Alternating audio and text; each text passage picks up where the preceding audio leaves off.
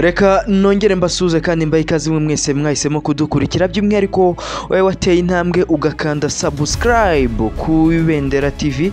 Nizera yuko umeze neza, nizera ko kandi uramukanye impagarike n'ubugingo, ukomeje kugira ibihe byiza, ukomeje kugira ubuzima bwiza. Tuba tuje rero mu makuru abatiye atandukanye bagiye agezweho hirya no hino mu bice bitandukanye. Banyemerera amakuru yacu tugiye kugenda twibanda kuri aya ngaya agiye atandukanye. Ye kukubwira ku mutwe wa M23 kuri uyu wa gatatu umaze kwigarura imidugudu itandatu yo mu misozi miremire ya Itombwe mu ntara ya Kivu y'Amajyepfo. Muri aya makuru ndaza kugenda nkubwira iyo midugudu ari iyihe, se byagenze bite. Icyo wamenya cyo M23 yigaruriye imidugudu nyuma yo kuyirukanamo ingabo za leta ya Repubulika ya Demokarasi ya Kongo ndetse n'abarimo ingabo z'u Burundi zirwana ku ruhande rwa leta ya Kongo Kinshasa. Ndaza kunyaruka kandi nkubwire yuko muri Repubulika ya Demokarasi ya Kongo n'ubundi abakinnyi bagera kuri 25 aribo bamaze kubarurwa ko bapfiriye mu mpanuka y'ubwato. Bukaba ari ubwato bwari butwaye abakinnyi b'umupira w'amaguru, bukaba bwaruhamiye mu mugezi wa Kwa uherereye mu ntara ya Mai-Ndombe muri Repubulika ya Demokarasi ya Kongo. 25 baje kuba bitaba Imana. Ntukureho cyangwa se ugenda utumvise byinshi kuri iyi nkuru, kuko ndakubwira ese niki cyateye impanuka, ese iyi mpanuka ifite aho ihuriye n'intambara irimo kuba. Nibyo ngibyo ndi bugende nkubwira, kandi nkubwire ko Moise Nyarugabo wahoze ari senateri we yamaze kwamagana yivuye inyuma kuri uyu wa gatatu tariki ya 12 Ukuboza, yamagana ikirego cya visi guverineri wa Kivu y'Amajyepfo ku bijyanye n'iraswa ry'indege ngo zari zijyanye inkunga y'ibikoresho ku kibuga cy'indege cya Minembwe muri teritwari ya Fizi. Ndaza kandi gusoza nkubwira ko ihuriro rya Alliance Fleuve Congo rifite M23 ryamaze guhakana ryivuye inyuma ibirego bya Human Rights Watch bibashinja kwica ndetse no gutoteza impirimbanyi z'uburenganzira bwa muntu ndetse n'abanyamakuru mu bice yigaruriye muri Kivu zombi. Nshuti bakunze Ibendera rero, aya niyo makuru tugiye kugenda tuganiraho muri uyu mwanya, ariko ndagusaba gukanda subscribe kugira ngo tujye tubana mu makuru yacu agiye atandukanye tugenda tubagezaho. Ariko munyemerere nze turambura aya makuru mu kanya gato nyuma y'aka kananga.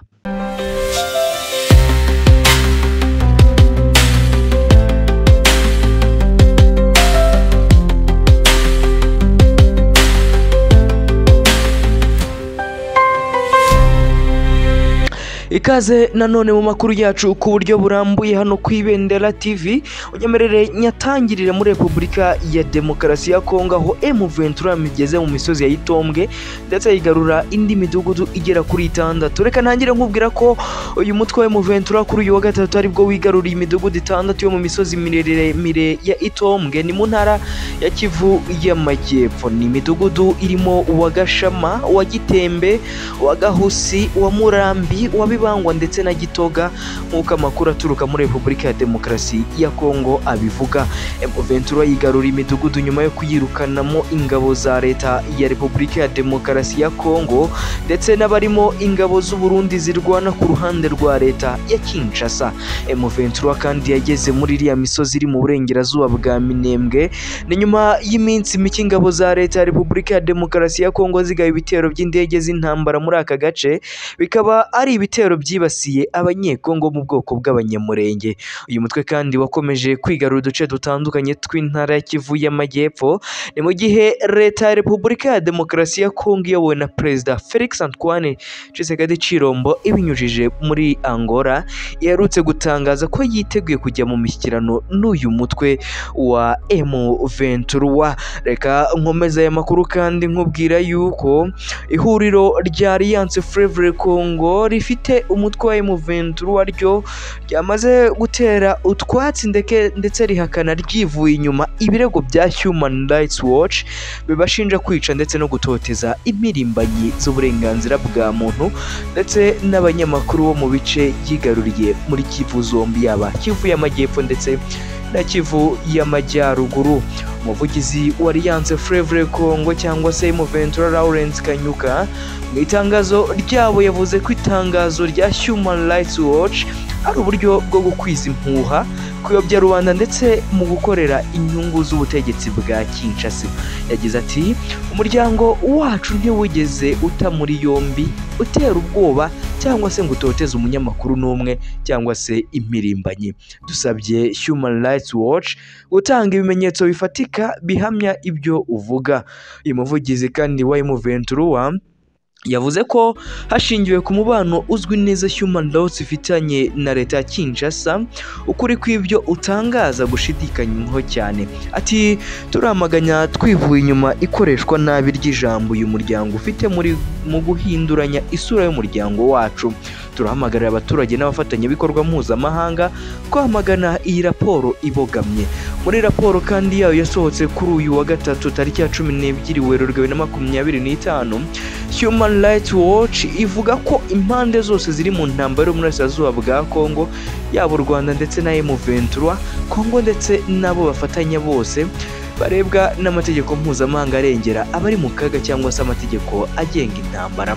Uyu mutwe ugasaba umuryango w'ubumwe bw'Uburayi, ibihugu biwugize ndetse n'izindi guverinoma bireba gufatira bwangu ibindi bihano umutwe wa M23 ndetse n'abategetsi bakuru b'u Rwanda n'aba Kongo bagize uruhare muri biriya byaha bikomeye bikomeje kwibasira ikiremwa muntu muri Repubulika ya Demokarasi ya Kongo. Reka nkubwire ko kandi muri Repubulika ya Demokarasi ya Kongo abakinnyi bagera kuri 25 ari bamaze gutangazwa ko bapfiriye mu mpanuka y'ubwato. N'ubwato bwari butwaye abakinnyi umupira w'amaguru bwarohamiye mu mugezi wa Kwa, no mugezi uherereye mu ntara ya Mai-Ndombe muri Repubulika ya Demokarasi ya Kongo. Abagera kuri 25 baza kwitaba Imana.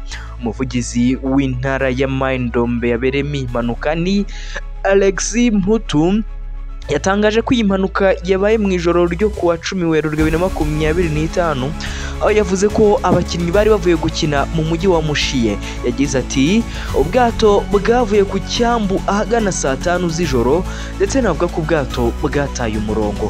Yakomeje avuga ko ibyateye impanuka ari ukubera kugenda nijoro cyane, ikindi ariko ngo nuko ubwo bwato butari bufite amatara ahagije yo kureba mu ijoro. Amakuru kandi yatanzwe n'umuyobozi wo mu nzego z'ibanze muri aka gace yatangaje ko abantu bagera kuri 30 aribo barokotse iyi mpanuka yahitanye abantu benshi, aho habarurwa bagera kuri 25 bamaze kuba batangazwa ko bahitanwe n'iyi mpanuka. Impanuka kandi z'ubwato zikunze kugaragara muri Repubulika ya Demokarasi ya Kongo kubera ko aribwo bakunze gukoresha bambuka imigezi yo muri iki gihugu, kandi kikaba igihugu kinini kigizwe n'imigezi myinshi igiye itandukanye. Mu kuboza ku mwaka wa 2024 nibwo habaye indi mpanuka y'ubwato aho bwari butwaye abantu barenga 100 bukarohama mu mugezi wa Fimi, maze hagapfiramo abandi bantu bagera kuri 25, gusa abenshi muri bo bakaba baragiye baburirwa irengero muri iki gihugu. Reka nirukage nkubwire iyi nkuru y'uko Moise Nyarugabo yamaganye ndetse atera utwatsi urwitwazo rwa leta ya Kinshasa inyuma y'igitero cya Sukoyi cyagabwe Iminembwe. Byatangajwe na Moise Nyarugabo wahoze ari senateri, wamaganye yivuye inyuma kuri uyu wa gatatu tariki ya 12 Ukuboza. Yamaganye ikirego cya vice guverineri wa Kivu y'Amajyepfo ku bijyanye n'iraswa ry'indege ngo zari zijyanye inkunga y'ibikoresho ku kibuga cy'indege cya Minembwe muri teritwari ya Fizi. Mu kiganiro kandi na Radio Okapi, uyu uzwi cyane muri Minembwe yemeje ko nta ndege n'imwe yigeze igwa ku kibuga cy'indege cya Minembwe ijyanye ibikoresho by'intambara ndetse n'abantu bo gufasha imitwe yatwirwaneho na Red Tabara yo muri komini yo mu cyaro. Ati ndemeza ko nta ndege yigeze iba ku kibuga cy'indege cya Minembwe, yaba iyahaguye cyangwa se yasenywe. Ndemeza kandi ko nta muntu n'umwe wa M23 uri muri Minembwe, nta muzima cyangwa se uwishwe. Byongeye kandi nta bantu ba FARDC bahari kuko bahunze ako gace kuva tariki 21 Gashyantare ndasaba guverinoma FRDC ndetse na visi guverineri gutanga ibimenyetso bivuga ibitandukanye. Moise Munyarugabo kandi akomeza gushinja ingabo za leta ya Kinshasa gutera ibyo bisasa ahantu hatuwe ndetse n'abasivili muri Minembwe muri iki cyumweru. Ati ibi byose ni ubukangurambaga busuzuguritse bwo guha ishingiro icyaha leta cy'intambara cyo kohereza indege zitagira abadereva n'indege z'intambara kugira ngo zitere ibisasu ku baturage ndetse no ku midugudu yabo batuyemo. Ibi ngibi nibyo yagendaga atangaza, aho nyine yagendaga ahakana atera utwatsi ibyagiye bitangazwa na leta ya Kinshasa. Nshuti bakunzi ba Ibendera TV, mwebwe tubana mu munsi ku wundi, by'umwihariko wowe wakanze subscribe, wowe turekura video ukahita ubona notification, reka mbashimire kandi mbifuriza gukomeza kugira ibihe byiza, mbifuriza gukomeza kunogerwa n'ubuzima ndetse no kugira impagarike n'ubugingo. Naha nsoreje amakuru yaragezweho muri iki gitondo, amakuru yarazindutse avugwa by'umwihariko amakuru ajyanye na Repubulika ya Demokarasi ya Kongo. Ndagusaba rero gukanda subscribe kugira ngo tukomeze kubana mu makuru yacu tugenda tugutegurira 5 kuri 5.